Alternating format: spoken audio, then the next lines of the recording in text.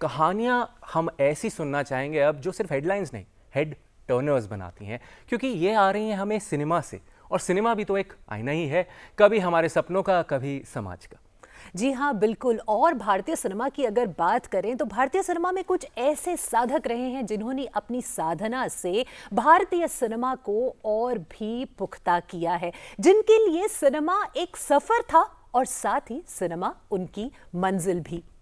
बात करते हैं पद्म भूषण अनंत नाग जी के बारे में, जिन्होंने सदर्न फिल्म इंडस्ट्री से लेकर हिंदी फिल्मों तक अपनी अमिट छाप छोड़ी है।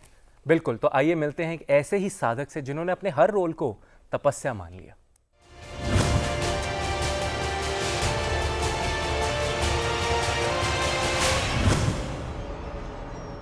न हीरो न विलन, बस एक सच्चे कलाकार जिन्होंने अपने अनोखे अंदाज से अपने हर एक परफॉर्मेंस को बनाया है प्योर गोल्ड। थिएटर हो या films, so called art house cinema हो या फिर कमर्शियल मूवीज, हिंदी हो, कन्नड़ हो, तमिल, तेलुगु या मलयालम, इन्होंने अपने हर एक परफॉर्मेंस में 50 सालों के फिल्मी सफर में और 300 से ज्यादा फिल्मों में ऐसा जादू बिखेरा है जो आज तक कायम है। आज फिल्मी कीड़ा पर हैं सर। बहुत बहुत स्वागत है दूरदर्शन में फिल्मी कीड़ा पर। धन्यवाद। इट्स अ प्लेजर कि आज आप यहाँ पर हैं, फिल्मी कीड़ा में हमारे साथ बात कर रहे हैं। बचपन से आपको देखते हुए आए हैं, आपके इतने सारे परफॉर्मेंसेस बेहद दिल के करीब हैं, और अब आपको पद्म भूषण से सम्मानित किया गया। जब पद्म भूषण ले रहे थे राष्ट्रपति भवन में, मन में क्या चल रहा था सर? जब ले रहा था तो अच्छा लगा। सब मैंने पहले मेरे माता पिता को, मेरे गुरु जी उनको, फिर भगवान को, और फिर हमारे ये जो पद्म भूषण मिला उसके वजह है ये हमारे कर्नाटक के हम सारे लोग हैं, मेरे साथ जो फिल्म में काम किया है, मेरे साथी रहे हैं, उन सबको याद करके जिनको मैंने ये प्रशस्ति समर्पित किया है, उनकी याद आई। फिर बस अच्छा लगा, वहाँ जो माहौल था उस माहौल में ये दिया गया। श्री अनंत नाग, कला फिल्म अभिनय।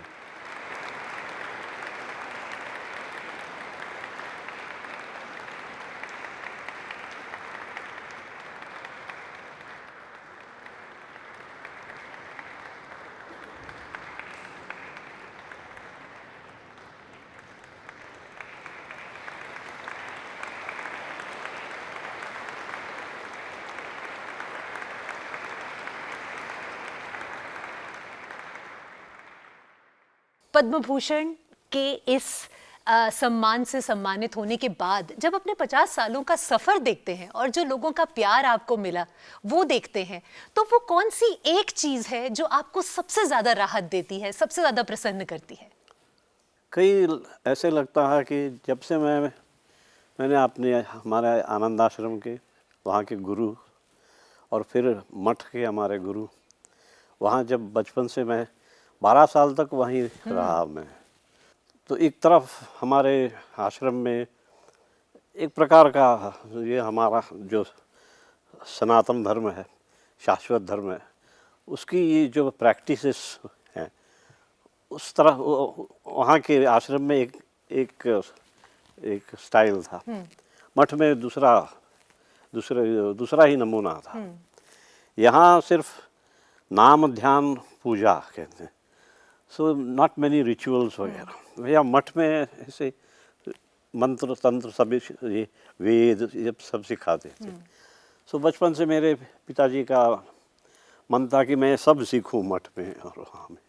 आश्रम में मैंने पहले से ही बचपन से ही हारमोनियम तबला वगैरह अपने आप सीख लिया, देख कर।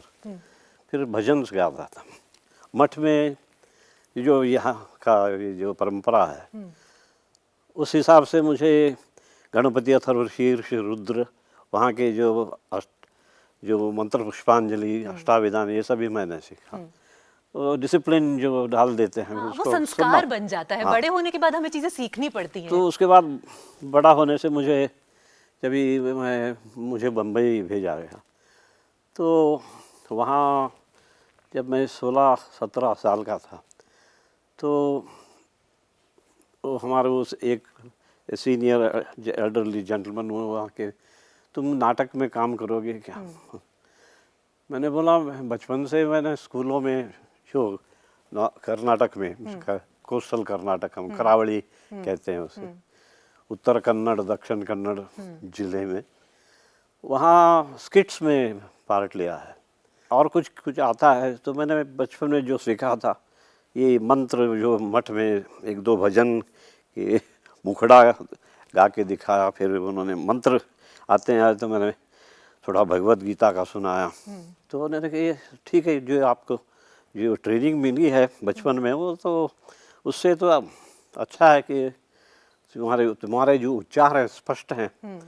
तो मैंने बोला भाई आप मेरे को एक हफ्ता देखिए, ट्राई करिए, अगर मैं कर सकता हूँ वैसा आपको लगा तो मैं कंटिन्यू करूँगा। तो तब से मैं नाटकों में काम करने लगा। तो साल आपने तक गिरीश कर्नाड जी के साथ ययाति और फिर नहीं वो साथ नहीं थे, उनका वो बाद नाटक की हमने बात है, किया जी। उनका ड्रामा जो ययाति था हाँ। उसमें ययाति का बेटा पुरूरवा वो रोल मैंने किया। हाँ। फिर ऐसे एक पार्ट था गौतम बुद्ध का, एक पार्ट था बंगाल के सेंट जो हैं जो चैतन्य महाप्रभु। ऐसे सोशल माइथोलॉजिकल हिस्टोरिकल सब करते 5-6 साल उसी में गुजरे। कम से कम 50 जो ड्रामा में मैंने काम किया। तब मुझे मेरा काम वगैरह जो कर्नाटक में लोगों ने सुना था, जो गिरीश कर्नाड के उनके साथी, उन लोगों ने मेरी पहली फिल्म मुझे ऑफर आई, वो कन्नड़ा में थी, कन्नड़ फिल्म लैंग्वेज में, संकल्प नाम की, जी। सो वो फिल्म मैंने की, उस फिल्म में मैंने वो भी रोल था उसमें एक रैशनलिस्ट का। हाँ। जो मैं मठ आश्रम में पला हूँ, ये सब हमारे सनातन धर्म के सभी पाठ मुझे ये परिपाठ मिले हैं। तो मेरा पहला रोल सिनेमा में रैशनलिस्ट का था। फिर उस बेसिस पे मुझे हिंदी फिल्मों में श्याम बेनेगल के साथ, सत्यदेव दुबे उनके साथ पहली मेरी हिंदी फिल्म में। तो सत्यदेव दुबे जी ने ही आपका श्याम बेनेगल जी से परिचय कराया था? जो पहली आपने मूवी की फिर उनके साथ? सत्यदेव दुबे जी ने मुझे श्याम बेनेगल की परिचय दिया। तो ये जो एक कॉम्बिनेशन था आपका गिरीश कर्नाड जी का, तो फिर ये जो सिलसिला रहा उस समय पर, आज तो जब हम देखते हैं तो मुझे लगता है आर्ट सिनेमा और कमर्शियल सिनेमा के जो वो जो बॉर्डर्स हैं वो कहीं बहुत हद तक डाइल्यूट हो चुके हैं। लेकिन उस समय श्याम बेनेगल जी के सिनेमा की बात करें, अडूल गोपाल कृष्णन जी की बात करें, तो वो एक न्यू वेव सिनेमा था जो कमर्शियल सिनेमा से बिल्कुल अलग था। मुझे कभी कभी लगता है कि जैसे आपने थिएटर से शुरुआत की, थिएटर में expressions have to be loud because आप एक स्टेज पर हैं, लेकिन जब आप कैमरा के सामने गए तो क्या वो ट्रांजिशन बिल्कुल स्वतः ही हो गया? क्योंकि आपको एक्टिंग करते हुए देख के कोई कह नहीं सकता कि आप एक्ट कर रहे हैं, ऐसा लगता है जैसे कि बस स्वतः नेचुरली सब कुछ आ ही रहा है, आप उस कैरेक्टर में ही हैं या वो कैरेक्टर ही आप हैं। तो इसकी वजह यह है कि एक तो ट्रेनिंग रंगभूमि ये स्टेज पे मिला, थिएटर में मिला था, ज्यादा नाटकीयता वो थिएटर में दिखती है, जी। सो स्क्रीन पे मैंने देखा कि मैंने सारे उस टाइम के सभी फिल्में देखी थी, हिंदी में, दूसरे भाषाओं में, इंग्लिश में पर्टिकुलरली। उनकी जो स्टाइल थी वो नेचुरल थी, वो उसमें नाटकीयता कम थी इंग्लिश फिल्मों में। तो मुझे लगा ये अच्छा तरीका है, तो उसे मैंने अडॉप्ट कर लिया मेरे लिए। तो पहल सब हमारे नाटक के डायरेक्टर्स जो थे वो कहते थे तुम रिहर्सल में करते हो, स्टेज पे जाते दूसरे करते हो। तो मैंने बोला मुझसे जो आप कहते हैं मैं करता हूँ, मगर ज़्यादा करना मुझे अच्छा नहीं लगता। जो अंदर से मुझे लगता है जितना मैं करूँ उतना ही मैं कर सकता हूँ, और नहीं कर सकता। तो ठीक है, लोगों को पसंद है, चलो। पर कई लोगों ने ऐसा भी कहा आपको, आपने खुद कहा है कई इंटरव्यूज में कि लोगों ने कहा अच्छा सीन खत्म हो गया, तुमने एक्टिंग कर ली क्या? और ये बंगाली एक्टर की तरह कैसे एक्टिंग करते, तो इसके पीछे क्या है? ये अनुभव मुझे सिनेमा में, वहाँ से मैं सिनेमा जब गया, सभी फिल्मों में भी, यहाँ इंडियन फिल्म्स में इन जनरल थोड़ी नाटकीयता थोड़ा ज़्यादा करना था। तो मैं नहीं करता था, वो तो स्टेज से ही नहीं करता था, मुझसे होता नहीं था।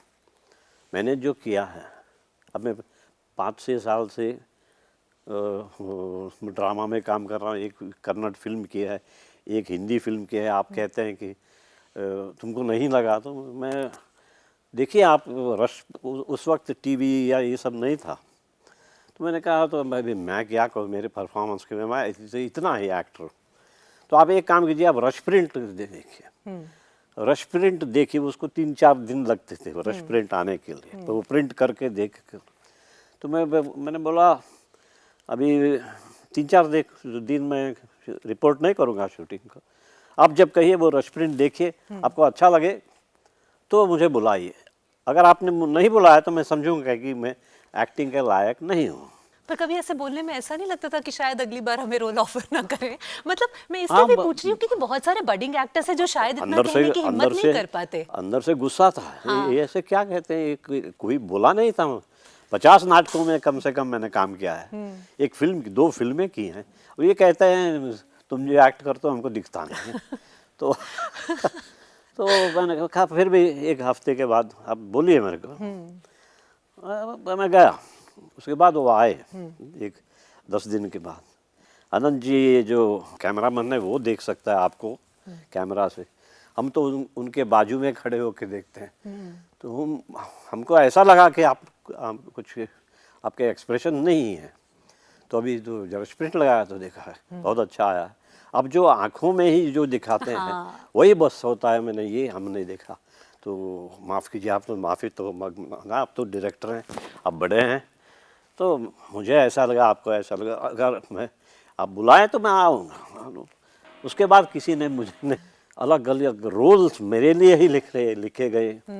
और फिर वहाँ एक प्रथा थी कि एक नॉवेल्स कादम्बरी जो क्या उनके बेसिस पर फिल्में बनाते थे, तो उसमें तो ऑटोमेटिक साहित्य मिलता था। उस साहित्य से ये चित्रकथा लिखना उन्हें भी आसान पड़ता था, और वो लोग कादम्बरी पढ़ने वाले बहुत थे उस जमाने में। तो ये कादम्बरी फिल्म हो रही है तो ऑटोमेटिक ऑडियंस भी ज़्यादा मिल रहे थे। आप उत्तर कन्नड़ से थे, तो मैं समझ सकती हूँ इस बात को कि कन्नड़ हो या कोंकणी हो या फिर हिंदी या मराठी, ये सभी चीज़ों में आप शायद कंफर्टेबल रहे होंगे, लेकिन फिर तेलुगु, तमिल और सभी भाषाओं में, मलयालम में आपने काम किया, तो इतनी सारी भाषाएं। एक इसमें खूबी ये है कि हर भाषा हमारे देश की, नॉर्थ हो या साउथ हो, एक्सेप्ट तमिल, सभी दूसरे भाषाओं में संस्कृत का इन्फ्लुएंस है। हाँ। तो अगर आप संस्कृत सीखे, जैसे मैंने सीखा बचपन से, तो आपको सब भाषाएं आती हैं, आएंगी। कन्नड़ में अभी आप काम करो तो संस्कृत अबाउट 20-25%, 30%, वो पहले जो रहता था, अभी ओवर द इयर्स वो बदलते आया है। मगर ये अगर आप समझ लें, सीख लें कि बेसिस ऑफ ऑल और इंडियन लैंग्वेजेस इज संस्कृत, तो उसमें से जो आज के भाषाएं सब हैं एक्सेप्ट तमिल ऑफ कोर्स।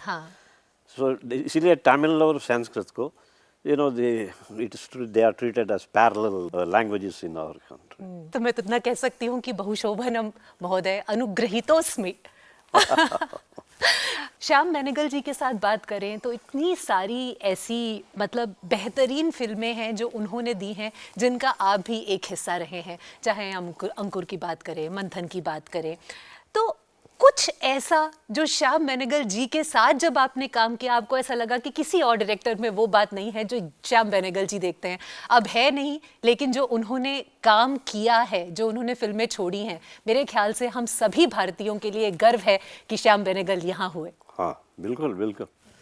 तो मैंने भी श्याम बेनेगल के साथ उनके पहले 6 फिल्मों में मैं था, और उसका रिस्पांस भी मुझे हिंदी फिल्मों में भी या कन्नड़ से भी हिंदी फिल्मों में मिला, यानी कि। मगर ये आपने जो कहा ना विलन ना हीरो, मेरे पास जो रोल आए श्याम बेनेगल जी के साथ, उसमें नेगेटिव शेड्स ज़्यादा थे।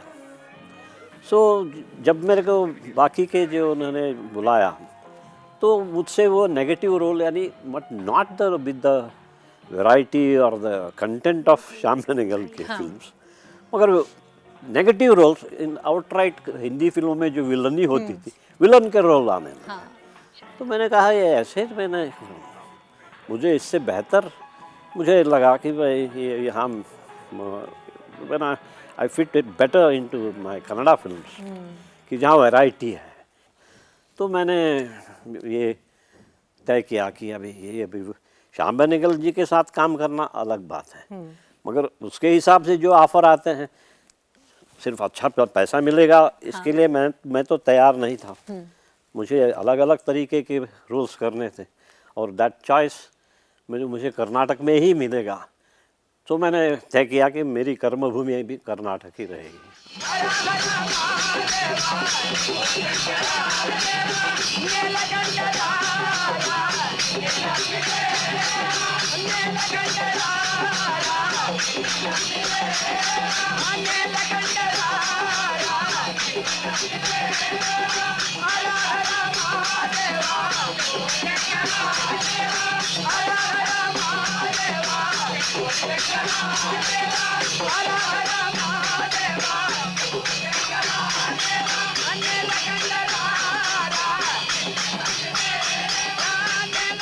एक और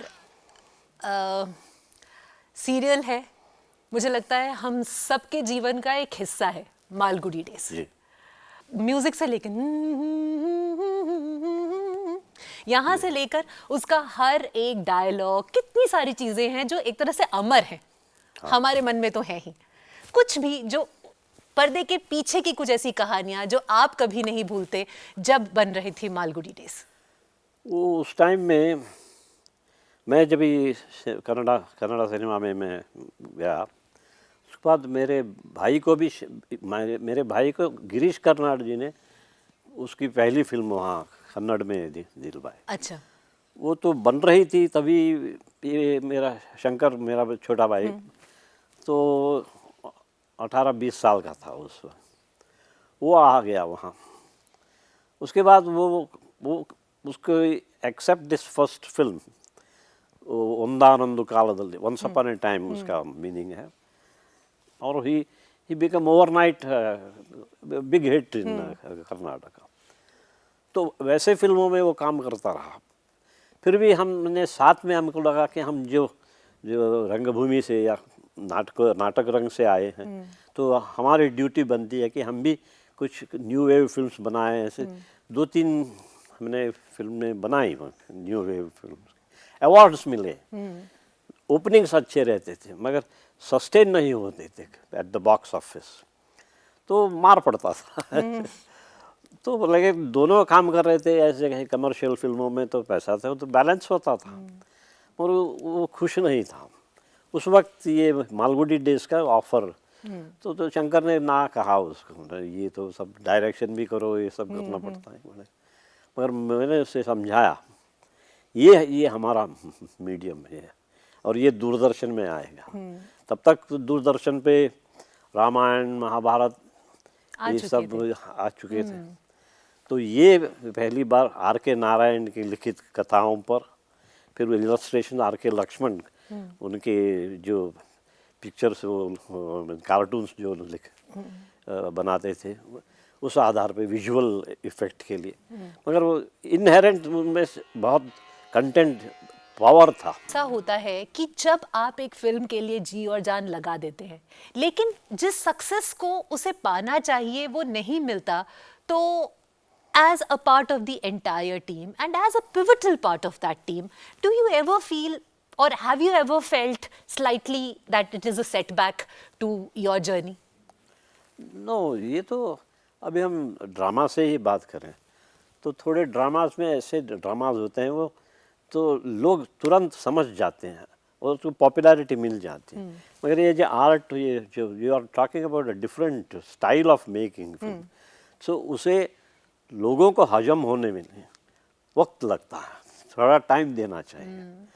तो ये देख लेंगे, but by word of mouth जो स्प्रेड होना चाहिए वो बहुत धीमा होता है।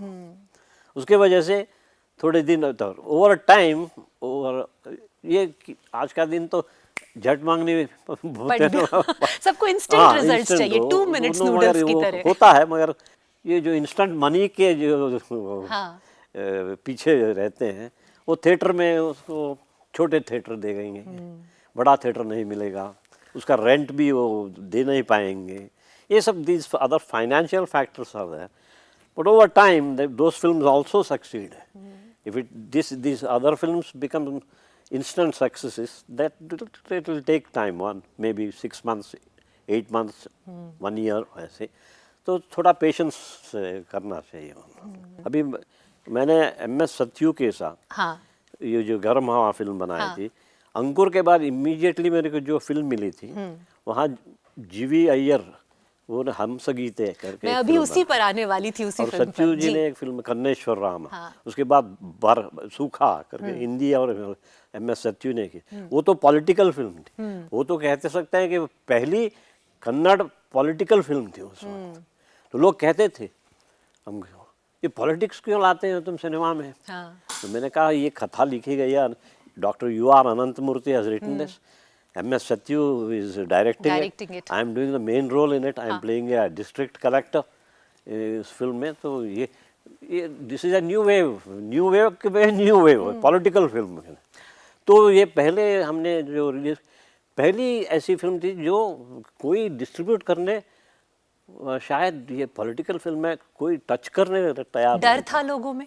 लोग डरते नहीं हैं, उनको देना हमारा काम है. या तो मैंने ही खुद डिस्ट्रीब्यूट किया. अच्छा. और वो छोड़ मैंने ये जो मुझे सीख मिली थी वहाँ, उस हिसाब से मैंने एक छोटे थिएटर में रिलीज किया. 100 डेज चली वो फिल्म. अभी आपने हमसगीते की बात की, वो एक दौर था जब शायद चाहे कर्नाटक शैली के शास्त्रीय संगीत की बात करें या हिंदुस्तानी शैली की बात करें, लोग वहाँ से हट रहे थे, पॉप कल्चर की तरफ आ रहे थे, है ना. लेकिन उस समय पे कर्नाटक में हंसगीते जैसी फिल्म भी बनी, और अगर आप आंध्र प्रदेश में देखें तो शंकराभरणम जैसी फिल्म भी बनी, और दोनों ही क्लासिक हिट्स. और आप जब वो मुख्य किरदार निभाते हैं, और न जाने कितने सारे ऐसे गीत हैं अनंतनाग जी जिनमें सिर्फ आप पर कैमरा है, और जिस तरह से आप गाते हैं कोई नहीं कह सकता कि पीछे बालमुरली कृष्ण जी जो हैं वो गा रहे हैं. उन्होंने 26 गाने जी 26 जो गाने थे उसमें वो कर्नाटक स्टाइल में थे. कर्नाटकी कहते हैं वैसे, ये जो दक्षिणादि कहते हैं वो उस स्टाइल के थे. 26 गाने डॉक्टर बालमुरली कृष्ण ने गाए थे. और मुझे फिल्मी गाने तो सभी सुनते हैं तो थोड़ा, मगर ये जो शास्त्रीय संगीत बहुत कठिन है, उसका रिदम पकड़ना ही कठिन. वैसे हमसगीते के लिए वो सब गाने के लिए हमने वो तो कि 1 साल लगा वो फिल्म बनाने में. प्रैक्टिस उतनी कर रहे थे प्रैक्टिस तो आप? 3-3, 4-4 महीने में वो कैसेट में लगा के वो बैठ के हर दिन एक 10 बार, 20 बार, 30 बार सुनता था. वैसे ये तो पर शायद जो बचपन के संस्कार थे जो वेद गान से आपको मिले, जैसे खुद कहा कि भजन गाते अभी थे. हमारा सामवेद जो है वो जो गाना ही है. बिल्कुल.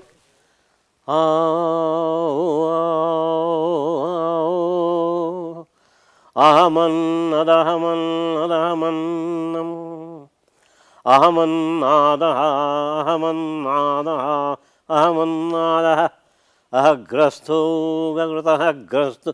ये सब सामवेद में सब ये क्लासिकल ये सब उत्तरादि को हो दक्षिणादि को सब में. 50 सालों का इतना लंबा सफर, और अब भी आप फिल्में कर रहे हैं, और बहुत सारे न्यू एज डायरेक्टर्स ऐसे हैं जिनकी कुछ कुछ रोल्स के लिए आप ही पहली पसंद है. तो जब 50 सालों में आप भारतीय सिनेमा को देखते हैं और आज न्यू एज डायरेक्टर्स को देखते हैं, तो वो क्या खास बातें आपको दिखती हैं आज के सिनेमा में? लगता है मैं जो चुप रहूं तो बेहतर. क्योंकि ये जो आज के लड़के हैं वो उनको गाइडेंस भी कम है, और जो लेते भी या सुनते भी दूसरों के कम होंगे. जो स्क्रिप्ट लेवल में जो काम करते हैं, स्क्रिप्ट लेवल पे काम किया तो सब आसान हो जाता है. और आजकल के जो मेन रोल करने वाले सब हैं, स्पेशली बॉयज हीरोज, वो उसकी उस तरफ ध्यान नहीं देते, इसलिए वो सक्सेस रेट भी कम हो गया. उनको स्क्रिप्ट लेवल में इन्वॉल्व होना चाहिए, मैं क्या कर रहा हूँ. इसलिए आजकल देखिए ये विलन वो हीरो है फिल्म का, मगर जो करता है स्क्रीन पे वो भी विलन ही है. आग लगाना, बॉम्ब्स, ये करो वो करो, तो वायलेंस.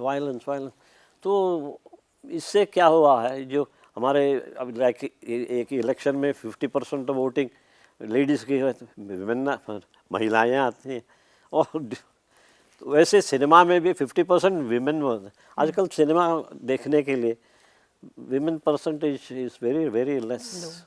जैसे एक ज़माना था हीरो हीरो ही था, कॉमेडियन अलग रहता था, फिर हीरो और कॉमेडी एक ही होने लगी। अभी वैसे विलन विलन ही हीरो ही विलन ही करने लगा। और if that becomes popular, I mean, तो वो पार्ट 1 पार्ट 2 पार्ट 3 वही दोहराते हैं। तो लोग एक फिल्म देखा, दूसरी फिल्म देखी तो फिल्म नाराज़ हो जाते हैं, आते ही नहीं है थिएटर को। तो स्क्रिप्ट लेवल पे उनको पहले बैठना चाहिए जी। बाकी का अपने आप बैठ जाएगा। होता script level base, that's the basis.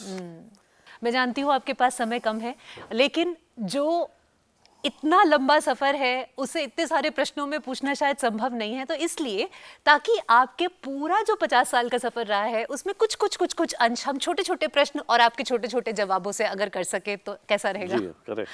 एक ऐसा रोल जो आपके दिल के सबसे करीब है। कन्नड़ में वे बेंकिय बले करके रोल था, उसमें मैंने एक टीचर का रोल अदा किया था, स्कूल मास्टर।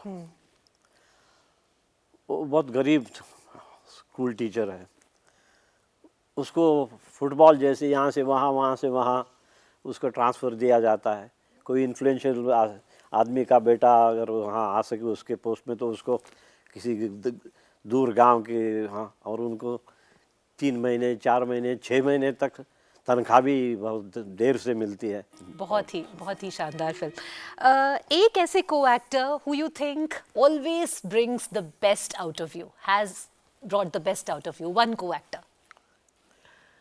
ये मैंने सोचा ही नहीं है ऐसे, क्योंकि मैंने ये नॉर्मली डायरेक्टर के बारे में पूछते हैं, तो बस सबके साथ काम करना और मिलजुल के करना और द बेस्ट प्रोडक्ट लाना, ये मेरी ड्यूटी है, मेरा कर्तव्य है वो। हाँ।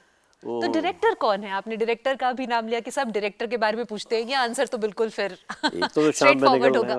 हाँ, मगर वो भी ज़रा स्ट्रिक्ट थे। हाँ। वो फुल फ्रीडम देख के जो काम करते थे, जो मैंने 3 फिल्में बनाई उनके साथ, MS सत्यू जी, और हमारे कन्नड़ सिनेमा में बहुत सारे हैं, उनमें से भगवान करके एक डायरेक्टर थे, जो मुझे कहते थे कि तुमने एक्टिंग किया, तो हमने वो director.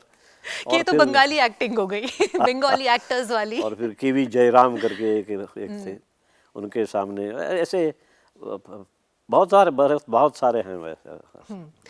Your secret to staying grounded even after 50 years in cinema? मैंने जो मुझे सिखाया गया मेरे आश्रम में, मेरे मठ में, ये मेरा प्रार्थना का, प्रेयर का दिनचरी में मैंने दिन के यही बेसिस है, उस फाउंडेशन में आज भी वो उनका पठन करता हूँ। जब पठन नहीं कर सकता तो मैं मेंटली करते रहता हूँ। एंड फाइनली, अगर आपको खुद को, अनंतनाग जी को डिफाइन करना हो एक सेंटेंस में, तो कैसे करेंगे? क्या ये जो एक्टर कहता है, आई मीन, उस हिसाब से। हाँ। और जो भगवत गीता में श्री कृष्ण परमात्मा ने जो कहा है, जब कुछ करो, कुछ तो करना ही पड़ता है इंसान को, जब करो तो ऐसे करो कि ये मत समझो कि तुम कर रहे हो, मैं करवा रहा हूं तुमसे। ये प्रकृति है, ये पुरुष है, प्रकृति और पुरुषोत्तम मिले तभी पुरुषोत्तम होता है। तो ये जो भी तुम कर रहे हो वो तुम नहीं कर रहे हो, मैं करवा रहा हूँ। ये कृष्ण भगवान का आश्वासन है, उस हिसाब से मैं जो भी करता हूँ। क्या बात है, सच में दिल से हम आपका शुक्रिया अदा करते हैं कि आप यहाँ आए फिल्मी कीड़ा पर और हमसे इतनी सारी बातें की। सिलसिला तो मुझे लगता है नेवर एंडिंग हो सकता है आपके साथ बात करने का, इतना सब कुछ सुनने का मन है। बहुत बहुत अच्छा लगा कि आप आए और एक प्रॉमिस के साथ आपको मैं यहाँ से विदा करूंगी वो ये है कि फिर जल्दी आइएगा और बहुत सारी और बातें करनी है आपसे। जरूर जरूर। नमस्कार, बहुत अच्छा लगा आपसे धन्यवाद। बात करके। सुमेरु में जय बासिनी, सुमेरु में जय बासिनी, सुमेरु में जय बासिनी, सुमेरु में जय बासिनी।